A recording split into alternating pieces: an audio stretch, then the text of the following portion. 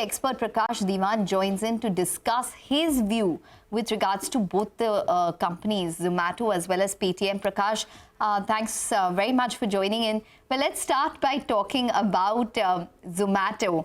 Do you think that they would, be able to recreate that magic that they did with Blinkit with this particular acquisition? Good afternoon, Ekta. I don't see any reason why they can't do this. Two reasons I say this.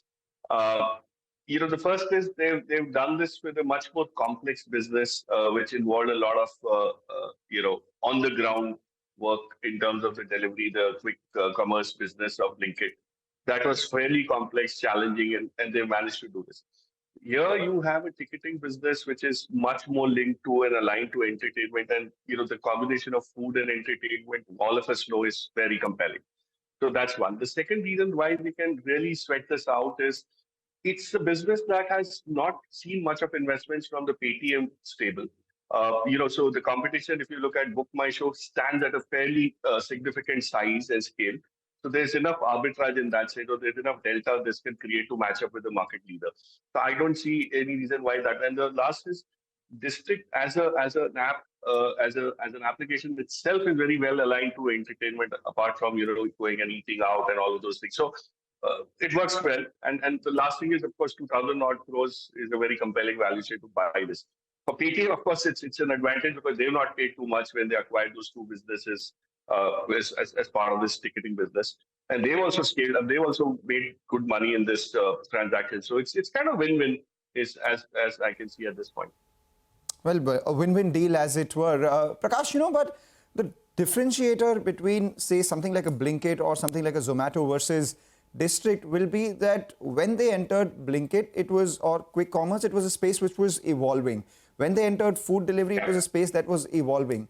But now ticketing already has a big established leader with over 60-70% market share and good market positioning as well.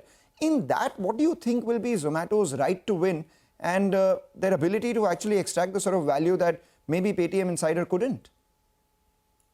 No, that's a valid question, Mangalam. But my sense is you have Zomato launching itself with the District app into an altogether new segment, which is, a space where nobody else is present. So in that sense, if they very closely align the ticketing business with the District app, there's enough scalability. So it's not something where they just have to challenge the Book My Show market share, but they'll probably create a market itself for themselves. And that is something where I think they are banking on in this transaction. It's if you look at the projection and the GMV, very clearly they are talking about very good scale and very good multiples, because they're confident that the District app itself will originate a lot of business for them. So, as I said, it's not a competition just eating into the Book My Show market share, but it's creating a new market for yourself, I think. Okay, all right, fair enough. That point is taken.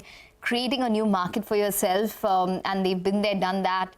But Prakash, Paytm now, Vijay Shekhar Sharma has been quoted in saying that, he eventually wants to focus on making a long-term, sustainable, profitable business model.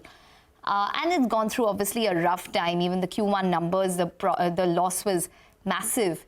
But do you think that it's probably turned the corner now with this particular transaction? And what would it do to its balance sheet and overall business? So, yes, if you look at what they paid for this business and what they're getting, it's definitely a very attractive multiple. But is it big enough to fill that hole? I don't think so. The balance sheet still needs much more capital to get out of the woods in that sense. But this is at least a good move because it's non-core.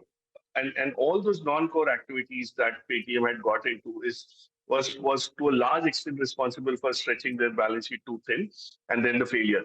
So I think it's definitely a smart move, but I don't think, it's a step in the right direction, Ekta, but it's not enough to move the needle to kind of get it completely out of the wood and rejoice after this transaction as if everything is going to be now sorted just because you're getting these 2,000 odd crores. All right, let's put the same thing back on Zomato then. 2,000 odd crores is the deal. Even if it becomes, say, 10-12x from now in terms of a valuation for this business itself, comes to around 20,000 crores, which is actually more than what Book My Show is valued at. even then it accounts for no more than 10% of Zomato's overall market cap. So while it becomes a value driver, does it become a valuation driver for the company itself in their overall SOTP? Because again, it's too small to move the needle, right? The way Blinkit grew and added to Zomato's overall valuation, do you think District could replicate that, or it would just be one of those side dishes, pun unintended? No, very, very well put, Mangalam. And I like this differentiation between the the value driver and the valuation driver. I don't think this is a valuation driver as yet, but it has the promise of giving a lot of substance to the District app. And the reason why the District app becomes very important in Zomato's scheme of things is you have the food delivery business and, of course, the Blinkit business, and now with this, what they're trying to do is just trying to reduce cyclicality in that business, or not have dependence only on just one nature of business. So it's going to be something which they can diversify themselves far better, and the sum of parts will be far bigger. So from a valuation perspective, you'll probably start seeing that once the District app matures, the ticketing business gets integrated, and which would probably be 12 months from now. So I think it has the promise, but not yet something which, and that's exactly what the stock is telling you, that it's we priced it well enough in terms of all the good things that are there, which we have seen. But let's not kind of get ahead of ourselves and price in what's going to come after 12 months. So somewhere around middle of the next 12 months, we'll probably see all that getting triggered, but not as yet. Okay, so let's narrow it down in terms of specifics on what you are advising when it comes to Zomato as well as Paytm. What is your call on these two stocks specifically? So I've made it clear, Paytm, I'm still not convinced that it's a buy, just on the basis of what we've seen recently. I mean, it's moved out of the ICU, but it's still in a ward.